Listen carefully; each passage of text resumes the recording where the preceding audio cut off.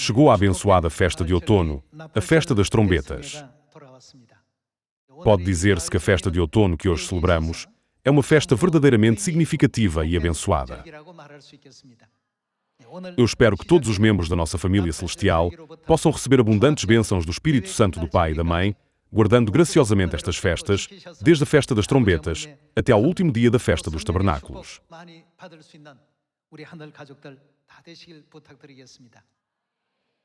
Hoje, nós vamos olhar para trás, para a origem da festa das trombetas. Há 3.500 anos, Moisés passou 40 dias e 40 noites com Deus no Monte Sinai, para receber o primeiro conjunto de tábuas contendo os 10 mandamentos. Durante esse tempo, ele jejuou, sem beber água nem comer pão. Os israelitas que estavam no sopé da montanha pensaram que Moisés devia ter morrido, pois ele tinha subido a montanha sem levar comida nem água para beber.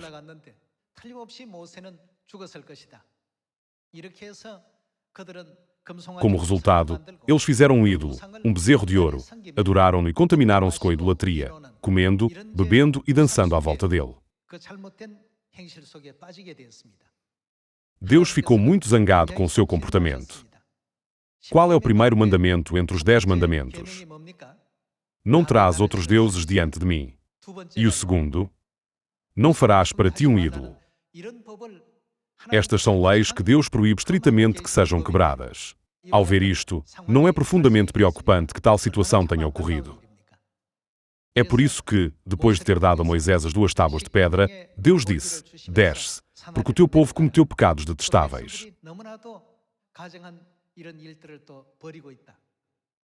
Enquanto ele descia a montanha carregando as 2 tábuas de pedra, Moisés olhou para todas as ações e comportamentos do povo e ficou cheio de raiva. De seguida, ele atirou as tábuas para o sopé da montanha, partindo-as em pedaços. Depois de Moisés ter descido da montanha, Deus apontou todos os erros que os israelitas tinham cometido. E cerca de 3.000 dos que tinham pecado foram tragicamente mortos nesse mesmo dia. Mais tarde, o povo arrependeu-se da sua infidelidade e pediu sinceramente perdão a Deus. Quando Deus viu o seu arrependimento, ele deu instruções a Moisés para subir ao Monte Sinai, no primeiro dia do 6º mês, segundo o calendário sagrado, a fim de receber o segundo conjunto dos 10 mandamentos.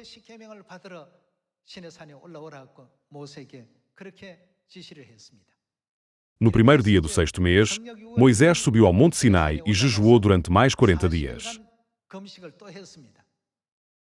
Mais tarde, ele recebeu as 2 tábuas de pedra e desceu no 40º dia, o 10º dia do 7º mês.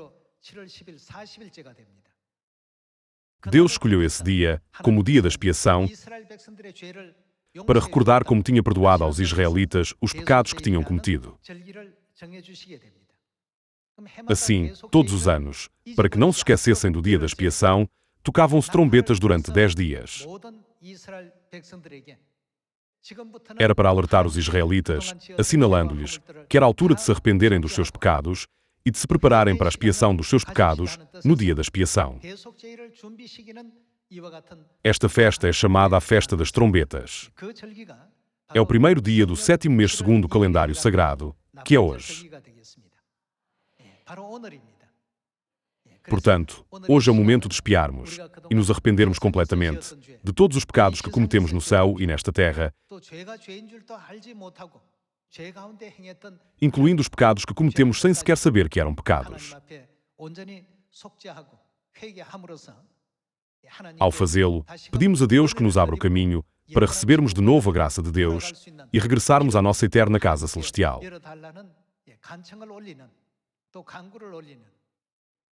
A partir da festa das trombetas, durante 10 dias, fazemos orações de madrugada e à noite.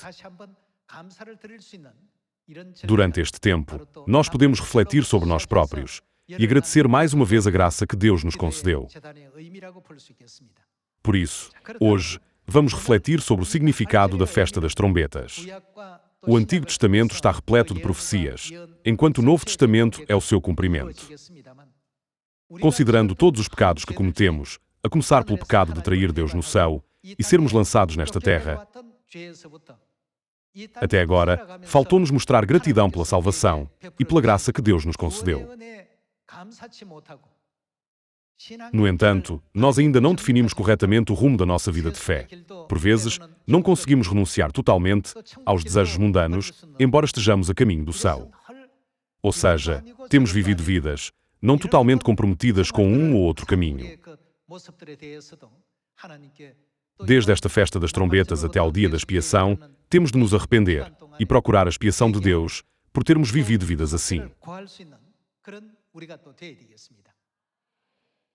Como está escrito no livro do Apocalipse, capítulo 3, não ser nem quente nem frio também pode ser considerado um pecado grave.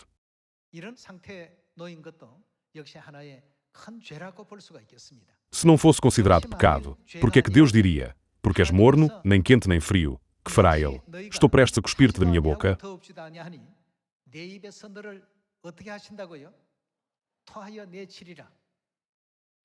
Apesar de Deus ter perdoado os nossos tremendos pecados do céu, a nossa fé não conseguiu agradecer devidamente a sua graça. Além disso, ainda não cumprimos plenamente as ordens que Ele nos deu. Apesar de ser a verdade revelada por Deus, nós não temos tido confiança nela.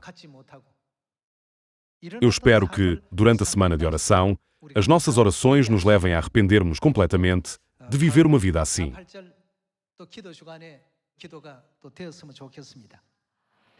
Por isso, hoje, eu gostaria de analisar cuidadosamente todas estas questões convosco com o sermão intitulado A Parábola das 10 Virgens e a Confiança na Verdade. Quando nós olhamos para Mateus capítulo 25, podemos encontrar a parábola das 10 virgens.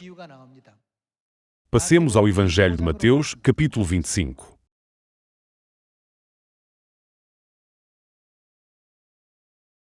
Mateus, capítulo 25, versículo 1. Então, o reino dos céus será semelhante a 10 virgens que, tomando as suas lâmpadas, saíram a encontrar-se com o noivo. 5 dentre elas eram nécias e 5 prudentes. As nécias, ao tomarem as suas lâmpadas, não levaram azeite consigo. No entanto, as prudentes, além das lâmpadas, levaram azeite nas vasilhas. O que é que o azeite representa? Representa a fé. Vejamos o versículo 5. E, tardando o noivo, foram todas tomadas de sono e adormeceram. Mas, à meia-noite, ouviu-se um grito. Eis o noivo. Saía ao seu encontro. Então, se levantaram todas aquelas virgens e prepararam as suas lâmpadas. E as nécias disseram às prudentes: Dai-nos do vosso azeite, porque as nossas lâmpadas estão-se apagando. Mas as prudentes responderam: Não, para que não nos falte a nós e a vós outras. Ide, antes, aos que o vendem e comprai-o. E, saindo elas para comprar, chegou o noivo, e as que estavam apercebidas entraram com ele para as bodas, e fechou-se a porta. Mais tarde, chegaram as virgens nécias, clamando: Senhor, Senhor, abre-nos a porta. Mas ele respondeu: Em verdade vos digo que não vos conheço. Vigiai, pois, porque não sabeis o dia nem a hora. As 5 virgens nécias fizeram juízos errados, e as 5 virgens prudentes fizeram juízos corretos. As 5 virgens nécias fizeram algo que as deixaria com um arrependimento eterno. Elas disseram para si mesmas: Não será tarde demais preparar quando o noivo chegar. No entanto, era demasiado tarde. A nossa fé deve estar sempre pronta. Nós nunca devemos cair num estado de exaustão. Na parábola das 10 virgens, é dito: 5 delas eram nécias e 5 eram prudentes. As 5 virgens prudentes entraram com o noivo no banquete de casamento, mas as 5 virgens nécias não puderam entrar. Trata-se de uma profecia que prediz o que vai acontecer no futuro. O que é que as 5 virgens prudentes prepararam juntamente com as suas lâmpadas? Elas prepararam o azeite. E as virgens nécias? As nécias, ao tomarem as suas lâmpadas, não levaram azeite consigo. Irmãos e irmãs, se há uma lâmpada, não precisa ela naturalmente de azeite para ser útil? Enquanto as virgens prudentes prepararam as lâmpadas e o azeite, as virgens nécias só prepararam as lâmpadas e não prepararam o azeite necessário. Irmãos e irmãs, o que é que o pai e a mãe nos ensinaram sobre o significado da lâmpada que precisa de ser enchida com o azeite? Não nos ensinaram eles que ela representa a verdade que nós possuímos e o azeite. Eles ensinaram-nos que representa a fé que pode iluminar o mundo escuro. Por isso, com base nos seus ensinamentos, nós podemos compreender que as virgens prudentes tinham uma fé inabalável em Deus e confiavam nos seus ensinamentos. E as virgens nécias, embora elas estivessem na verdade, faltava-lhes o azeite necessário, que é a fé. Se nós não tivermos confiança na verdade ensinada por Deus e não pudermos testemunhá-la com confiança diante dos outros, podemos dizer que acreditamos em Deus que veio a esta terra? Nós devemos dizer com confiança, porque é a verdade ensinada por Deus, esta é realmente a verdade que salvará o mundo. Só há uma igreja no mundo inteiro que pode salvar o mundo. Que igreja é essa? O próprio Deus veio a esta terra, pelos pecadores celestiais que estavam destinados a morrer para sempre. Nós não tínhamos outra escolha senão ir para o inferno, mas Deus abriu-nos o caminho da vida, o caminho da salvação, e concedeu-nos toda a sua graça para que pudéssemos ir para o reino dos céus. É por todas estas razões que nós devemos ter uma confiança absoluta nesta verdade, bem como uma forte convicção e orgulho nela. Além disso, nós temos de ter a fé para nos gloriarmos da verdade e partilhá-la avidamente com as pessoas que nos rodeiam. Nós temos de dizer com confiança diante de qualquer pessoa: se você não acreditar na nossa Mãe Celestial, não pode ser salvo. Se você não acreditar em Cristo An Sang Hong, não pode ser salvo. Não há outro nome debaixo do céu dado à humanidade pelo qual devamos ser salvos. Nós temos de estar num ponto da nossa fé em que nos podemos gabar assim. Nós temos de nos perguntar: tenho ou não tenho azeite da fé? Aqui, a distinção é feita claramente entre aqueles que têm o azeite e aqueles que têm apenas uma lâmpada. É por isso que Deus nos ensina a necessidade da pregação. Por isso, a pregação pode ser vista como forma de confirmar se possuímos o azeite da fé. Os ensinamentos que pregamos não são os nossos pensamentos pessoais. De quem são os ensinamentos que herdamos? Se estivermos convencidos de que Cristo An Sang Hong é o verdadeiro Cristo que veio a esta terra para salvar a humanidade, o que mais podemos ter? Nós temos de ter convicção nos seus ensinamentos e transmitir essa convicção aos outros. Pensemos no estado da fé dos israelitas no tempo de Elias. Havia 850 falsos profetas que adoravam Baal e Azerá, na altura em que Elias, que tinha fé em Deus Jeová, se opôs a eles. No entanto, os israelitas que estavam a ver tudo isto acontecer à sua frente, não tomaram partido. Eles balançaram na sua convicção, perguntando a si próprios: é deste lado ou daquele lado? Consideremos que, embora os israelitas tenham sido selecionados como povo escolhido de Deus, ou seja, embora tivessem uma lâmpada, o que é que ainda lhes faltava? Eles não tinham azeite nenhum, isto é, fé em Deus. É por isso que não foram capazes de discernir a diferença entre a verdade e a mentira. A sua confusão provinha do facto dos que adoravam Baal e Azerá parecerem tão poderosos. A rainha Jezabel também adorava Baal e Azerá. Para além disso, o número dos seus sacerdotes era enorme. Ao vê-los realizar sacrifícios, isso parecia muito impressionante. No entanto, do lado do povo de Deus, o número de pessoas era bastante reduzido e tudo parecia ser humilde e carente em todos os sentidos. O povo balançou, apesar de afirmar que acreditava em Deus Jeová. Por fim, não foi o profeta Elias que confrontou todos esses falsos profetas. Eles invocaram os nomes dos seus deuses, desde a manhã até à hora do sacrifício da tarde, esperando uma resposta, mas não houve resposta do céu. Foi então que, perante os presentes, Elias os derrotou a todos. Ele declarou: como vistes, os seus deuses não são nada. Os seus deuses são apenas criações artificiais feitas pelo homem. O nosso Deus não é assim. Elias deixou que as pessoas se aproximassem dele e ofereceu sacrifícios a Deus. Quando ele reparou o altar, colocou sobre ele o holocausto e depois orou a Deus, não se deu uma cena milagrosa em que desceu fogo do céu e queimou o sacrifício e até a água que estava na vala? Nessa altura, quando as pessoas hesitaram, Elias gritou de frustração.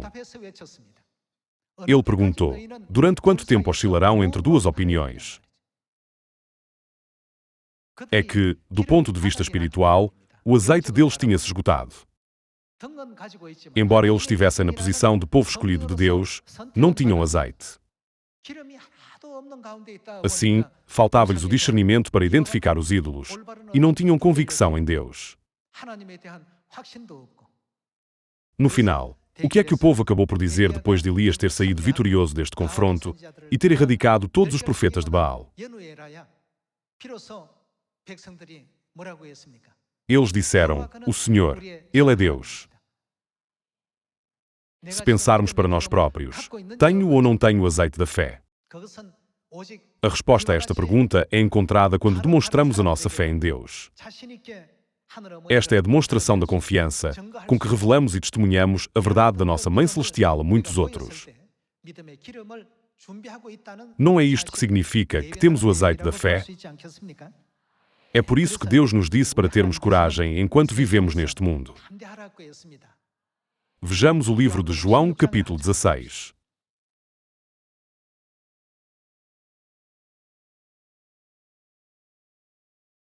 Vejamos a palavra de Deus em João, capítulo 16, versículo 33. João, capítulo 16, versículo 33. Estas coisas vos tenho dito para que tenhais paz em mim. No mundo, passais por aflições, mas tende bom ânimo. O que é que Ele nos disse para fazer? Deus disse-nos para sermos corajosos e termos ânimo. Eu venci o mundo. Se nós seguirmos o caminho que o pai e a mãe percorreram, não seremos também capazes de possuir a fé que é necessária para vencer o mundo?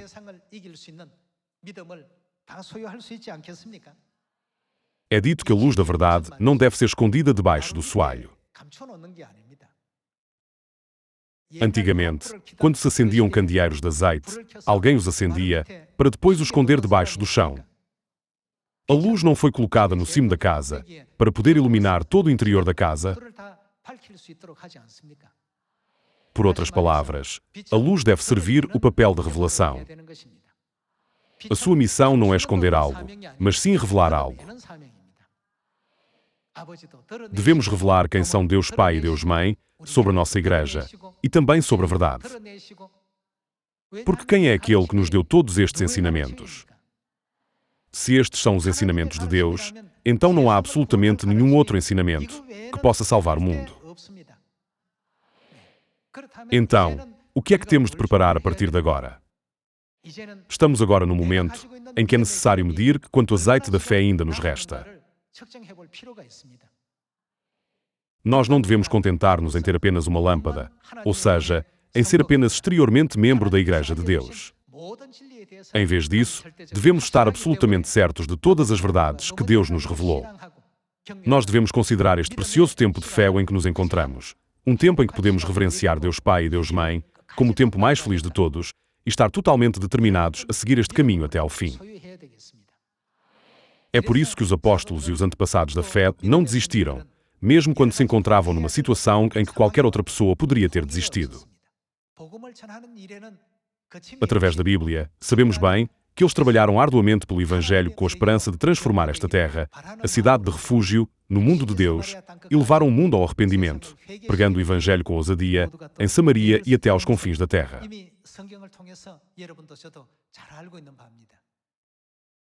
Examinemos a nós próprios se estamos a percorrer o caminho da fé, olhando para o céu, ou se estamos a percorrer o caminho da fé, olhando para a vida nesta terra. Eu espero que nunca ninguém abandone o eterno reino dos céus e o caminho da vida eterna a que o Pai e a Mãe nos conduzem.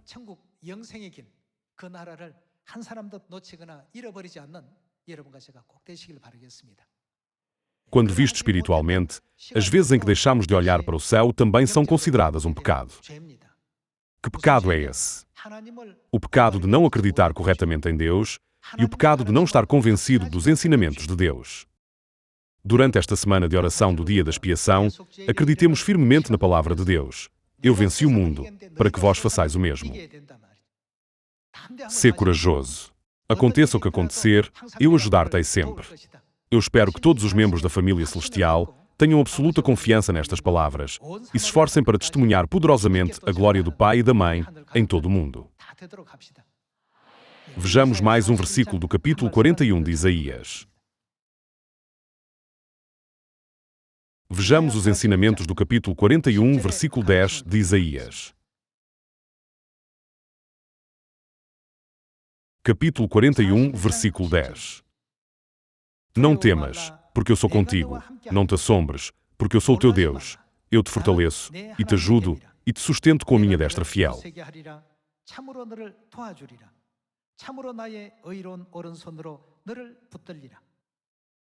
No livro de Isaías, capítulo 41, está escrito que Deus nos ajudará. Todos vocês acreditam nesta palavra? Estão convictos? Então, não há mais nada em que tenhamos de pensar. É o próprio Deus que nos ajuda e fortalece, ensinando-nos: não temas, porque eu estou contigo até ao fim. Ele deu-nos esta promessa como garantia. Eis outra forma de o compreendermos. É como se Deus nos tivesse escrito uma nota promissória. Passemos ao versículo 12. Aos que pelejam contra ti, buscá-los-ás, porém não os acharás. Serão reduzidos a nada, e a coisa de nenhum valor, os que fazem guerra contra ti. Porque eu, o Senhor, teu Deus, te tomo pela tua mão direita, e te digo: o que é que ele diz? Não temas, que eu te ajudo.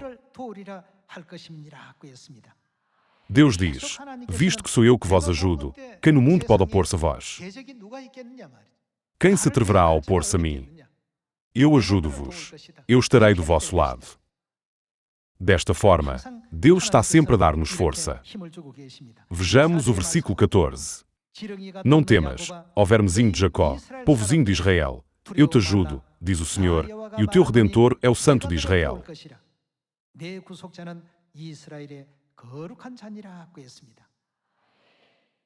Independentemente da situação ou posição em que nos encontramos, nós devemos encher-nos de confiança para nos gloriarmos do nosso Deus.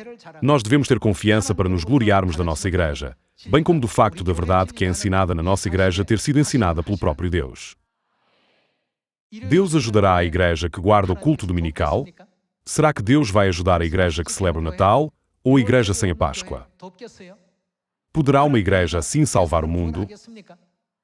No entanto, há aqueles que impedem a verdade de Deus, com a falsidade que criaram, e impedem as pessoas de reconhecerem a verdade através dos seus esquemas maléficos inventados.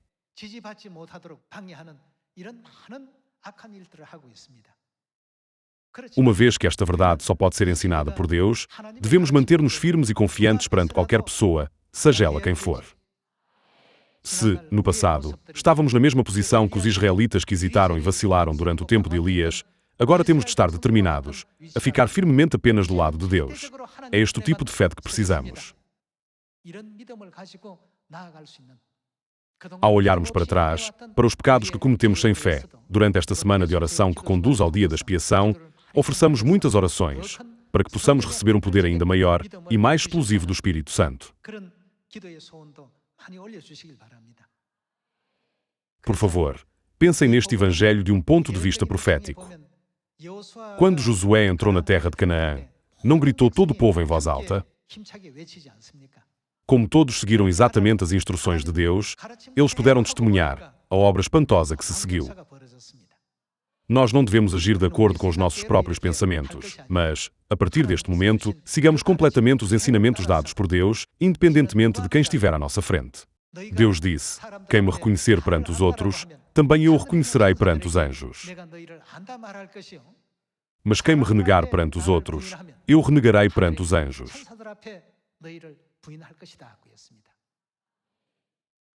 Esta é uma mensagem severa que nos é dada diretamente por Deus. Além disso, Até que ponto é que esta verdade é absoluta? Quão absolutos são os ensinamentos da nova aliança, do dia de sábado e da Páscoa? Deus ajuda-nos sempre e diz-nos para sermos corajosos. Estamos nós a ensinar outros mandamentos que não os mandamentos de Deus? Então, devemos pregar às pessoas com absoluta confiança. Além disso, como somos a luz, devemos revelar a verdade tanto quanto possível. Quando o fizermos, não poderá o mundo escuro transformar-se no mundo de luz. Através desta festa de outono, que todos nós recebamos amor, graça e bênçãos transbordantes de Deus, juntamente com uma fé ainda mais madura. Eu oro para que todos nós nos tornemos as 5 virgens prudentes, fazendo tudo o que for necessário para preparar antecipadamente o azeite da fé. Esperando que tenham recebido muita graça, eu gostaria de concluir o sermão de hoje. Muito obrigado.